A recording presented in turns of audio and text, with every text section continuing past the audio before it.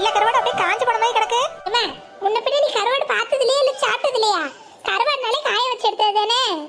யோ என்ன வாய் நீளுது? நாளை பின்ன எங்க ஏரியால கருவாடு விற்கணுமா வேணாமா? 4 கருவாடு எடுத்துட்டு வந்துட்டு ஓவரா தான் பேசுற.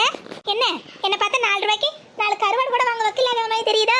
எம்மா எம்மா நீ தானம்மா நல்ல கருவாடு காஞ்ச கருவாடுங்கிற. கருவாடுனா காஞ்சிருக்கும் சொன்னேன். இது ஒரு குத்தமா? ஆமாப்பா. அடுத்த வாட்டி வரப்பையாது நல்ல புது கருவாடா எடுத்துட்டு வா. அடுத்த வாரம் இந்த பக்கம் வந்தாதானே. என்னது? எம்மா எடுத்துட்டு வரேன் ஆத்தா. ரூபாவை கொடு. எம்புட்டு?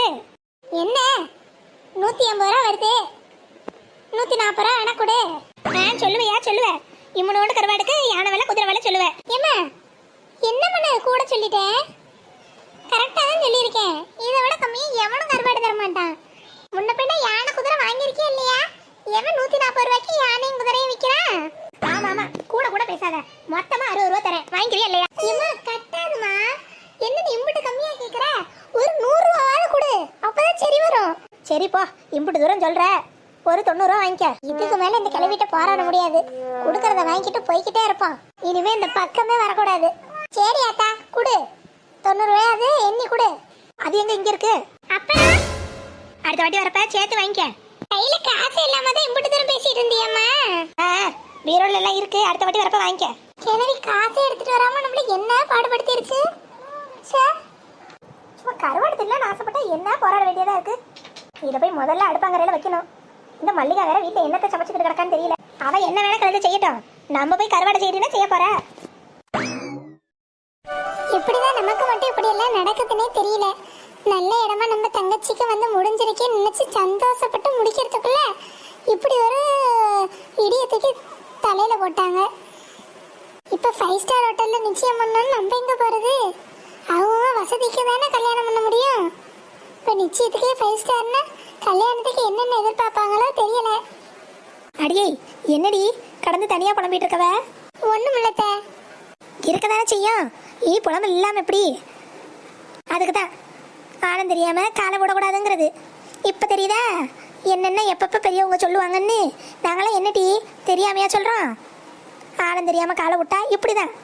இப்போ உங்களுக்கு என்ன ஆச்சு பத்தியா? தேவையில்லாம பெரிய இடம் சம்பந்தம்னு போனீங்க. இப்ப அவங்களுக்கு ஈடு கொடுக்க முடியுது அவங்களால? இதெல்லாம் உமக்கு தேவையாடி? அதுக்குதான் 4 பெரிய மனுஷங்க சொல்றப்பயே என்ன ஏதுன்னு கேட்டு தலையை ஆட்டணுங்கிறது. எல்லாம் தெரிஞ்சவமை பண்ணா இப்படிதான் பரமண்டையில் அடி வாங்கி பொறி சுத்தி போய் உக்காந்துக்கணும். சரி கழுத கிடக்குது. சரி அந்த கழுத கிடக்குது. அந்த வீட்டு கதை எனக்கு எதுக்கு? எப்போ பாரு பிறந்த வீட்டு நினச்சி கண்ணீரும் கம்பளியுமா இருந்தா வாழ வந்த வீடு விளங்குமா? அங்கே நடந்த கதையை விட்டு தள்ளிட்டு இங்கே என்ன நடத்தலான்னு யோசி. கட்டுனவனுக்கும் பெத்த பிள்ளைகளுக்கும் என்னத்தை ஆக்கி கொட்டலாம்னு யோசிச்சு கடடி. என்ன சமைக்க போறவ? கத்திரிக்காய் முருங்கா இருக்குதா, அதான் கறி ஆக்கிடலாம்னு. சே எப்போ பாரு கூட்டு பொரியல் கறின்னுக்கிட்டு நீ வேற. நல்லா எப்படி ஒரு நிகழ்ச்சி நடந்திருக்கு. நல்லா சுருக்குன்னு காரசாரமாக ஏதாவது சாப்பிட்டா தானே நல்லா இருக்கும். பேசாமல் நீ ஒன்று பண்ணு. இந்த கத்திரிக்காவையும் முருங்கைக்காவையும் போட்டு உள்ளதான் நெத்திரி கருவாடு துண்டு கருவாடும் டப்பாவில் அடைச்சி வச்சிருக்க பத்தியா, அதை 4 எடுத்து போட்டு கருவாட்டு குழம்பா வச்சு விட்ரு. அப்படியே முட்டை 4 ஃப்ரிட்ஜில் கிடந்துச்சுடி, அதையும் எடுத்து வேக போடு. அவிச்ச முட்டையை வச்சு சாப்பிட்டுக்கலாம். சரிக்கா. ரொம்ப வருத்தப்படாதடி. ஒன்ன மாதிரி எனக்கு கொஞ்சம் வருத்தமாக தான் இருக்குது. தேவையில்லாமல் போய் இப்போ மூக்கு வரப்பட்டு நிற்கிறீங்க பார்த்தீங்களா? எனக்கு பார்த்தா ஐயோ பாவமாக தான் இருக்குது. என்ன பண்ணுறது? கழுத மனசை தேத்திட்டு போக வேண்டியதான். பாப்பா இனி வேளாது இந்த சம்பந்தத்தெல்லாம் மறந்துட்டு உனக்கு ஏற்ற மாதிரி இடத்துல ஏதாவது மாப்பிள்ளை தேடி அலைங்க. வந்துட்டாளுங்க பெரிய சம்பந்தம் பார்க்க. எம்மா என்ன நடிப்பு நடிக்குது கிளவி? வருத்தமாவில் இருக்கா? வருத்தமா? இது பண்ண வேலையில இருக்கிற எல்லாரும் வருத்தமாயி கிடக்கும். தேவையில்லாம வீட்டில் இருந்த கிளவிய நான் தான் கூட்டிட்டு போனேன். இதுதான் சொந்த செலவோட சூனி வைக்கிறதுங்கிறது. தேவையில்லாம வந்தவங்க தானா போயிருப்பாங்க. அது இதுன்னு பேசி இப்ப நிச்சய செலவை நம்ம தலையில கட்டி விட்டுருச்சு. இப்போ நான் 5 ஸ்டார் ஹோட்டலுக்கு எங்க போவேன்? மாசத்துல ஒரு வாட்டி ஹோட்டலுக்கு போய் தின்னவே நமக்கு வழி இல்லை. இதுல ஊரை போட்டு 5 ஸ்டார் ஹோட்டல்ல நிச்சயம் நடத்தணும்னா நம்ம எங்க போறது? அடவே மல்லிகாக்கா, என்ன தங்கச்சி கல்யாணம் பேசுறதும் போது எங்களை கண்டுக்கிறதே இல்லை. வாங்கடி ஒத்தரசம் வா. உமா எங்கடி போன? வந்ததுலேருந்து ஆளையே காணோம். ஏக்கா நீங்க போனவங்க இம்புட்டு சீக்கிரம் வருவீங்கன்னு எனக்கு என்ன தெரியும்?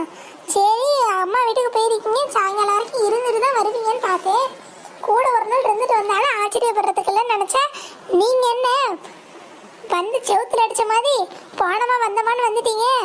கல்யாண வீட்டுல 1000 ஜோலி இருக்கும், நீங்க கடந்து இங்க என்ன பண்ண போறீங்க? நீ ஏண்டி அந்த கதையை கேக்குற?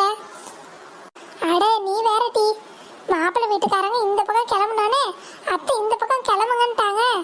அவரும் ஆபீஸ்ல கொஞ்சம் வேலை இருக்குனாரா, சரி வான்னு நானும் கிளம்பி வந்துட்டேன். இப்படியே கார்ல வந்து இறங்கியாச்சு, இல்லைன்னா தனியா பஸ் தானடி ஏறி இறங்கணும். என்னவா இந்த கிளவிக்கு அப்படி இங்க வந்து என்ன வெட்டி முறிக்க போறாங்களா?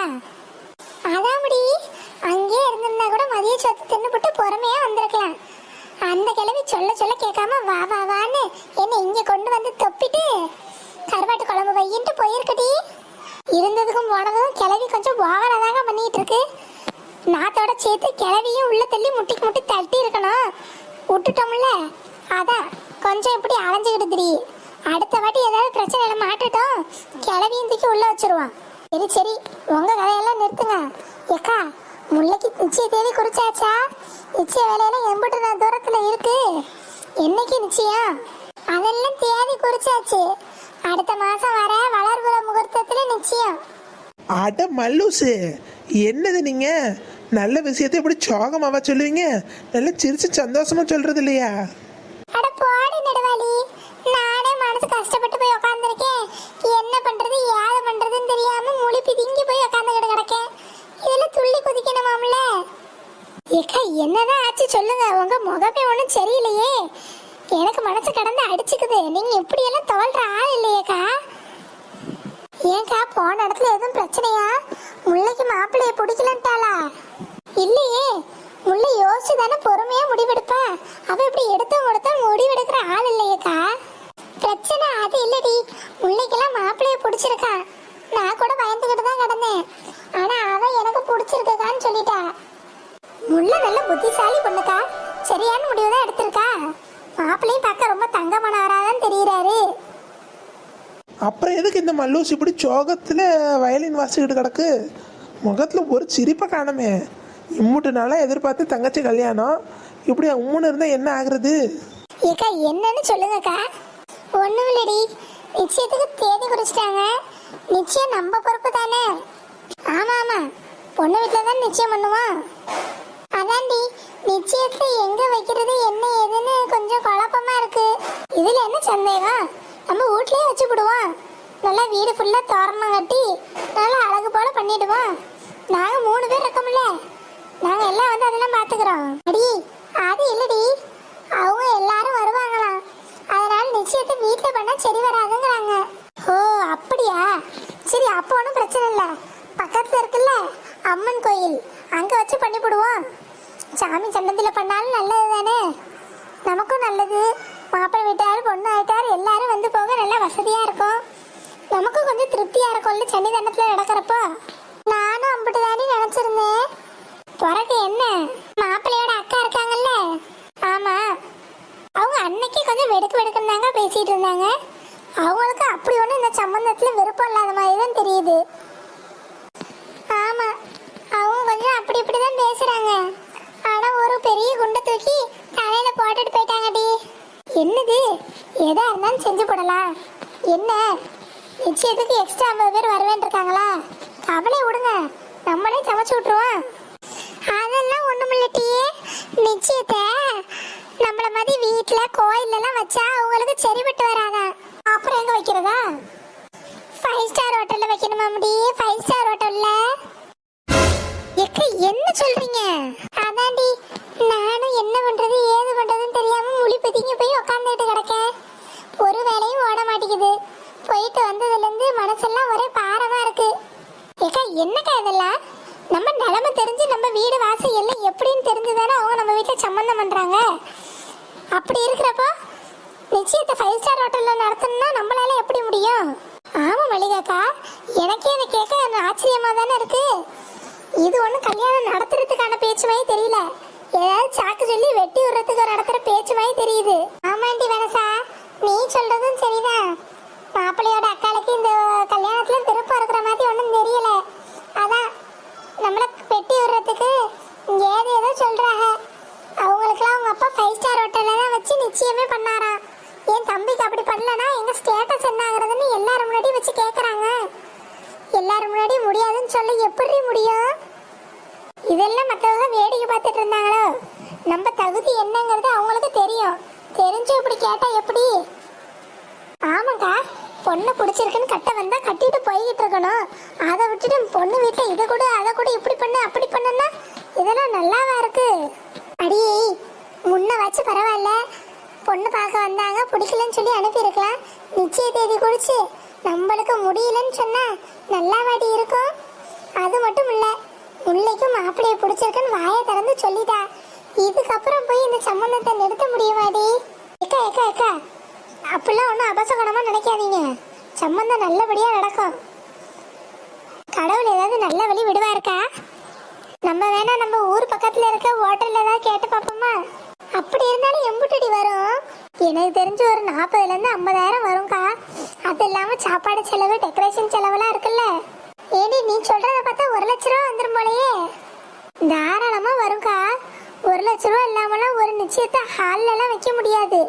நான் சொல்றதே அவங்க சொல்ற மாதிரி 5 ஸ்டார் ஹோட்டல்லாம் கிடையாது. சாதாரண மினி ஆளு. இந்த பர்த்டே எல்லாம் வைப்பாங்கல்ல, பிறந்த நாள், இந்த வயசுக்கு வந்த தேவையெல்லாம் வைப்பாங்கல்ல, அது மாதிரி சின்ன மண்டபம் தான். ஏசி எல்லாம் இருக்கும். வேணா கேட்டு பார்க்குறேன். சரிடி சரிடி, கேட்டு பாரு. எப்படியாவது தலையை அடமானம் வச்சாவது எப்படியாவது இந்த நிச்சயத்தை நல்ல மடையை முடிச்சு கொடுத்துடணும்டி. சரிக்கா, இல்லை ஆசைப்பட்ட மாதிரியே அவளுக்கு இந்த கல்யாணத்தை நடத்தி கொடுத்துடணும்டி. அவளாவது என்ன மாதிரி இல்லாம ஒரு நல்ல இடத்துல வாக்குப்பட்டு போய் நல்ல ராணி எனக்கா வாழணும். ஏக்கா, இவங்க நாத்தனாரே சரியில்லைங்கிறீங்களே, அந்த வீட்டுல போய் நிம்மதியா முல்லையால வாழ முடியுமாக்கா? எனக்கு தெரிஞ்சு சொல்லுவேண்டி. நாத்தனார் மட்டும்தான் ஒரு மாதிரி இருக்காங்க. மாமனாரும் மாமியாரும் நல்ல விதமா தான் தெரியுது. மாப்பிள்ளையும் நல்ல தங்கமான பிள்ளையா தானே இருக்காரு. அப்ப சரி, அப்ப ஒன்றும் தொந்தரவு இல்லை. நான் அப்ப போய் நிச்சயத்துக்கு மண்டபம் தான் இருக்கான்னு கேட்டுட்டு வரோம். சரிடி, போயிட்டு வாங்க. நானும் அக்கம் பக்கம் குழுவிலெல்லாம் லோனை கேட்டு வச்சிருக்கேன். என்ன ஏதுன்னு ஃபோனை போட்டு விசாரிக்கிறேன். அப்பதான் சட்டுப்புட்டுன்னு வேலை நடக்கும். இன்னும் எண்ணி 1 மாசம் கூட இல்லடி நிச்சயத்துக்கு. ஆளுக்கு ஒரு வேலையா பார்ப்ப முடி. அதெல்லாம் நீங்க ஒன்றும் வருத்தப்படாதீங்க. முல்லை கல்யாணம் நம்ம வீட்டு கல்யாணம். நாங்கெல்லாம் சேர்ந்து சிறப்பாக பண்ணி போடுவோம். சரிடி, இப்படி நீங்க நாங்க இருக்கோம்னு சொல்ற ஒத்த வார்த்தை தாண்டி எனக்கு நம்பிக்கையே.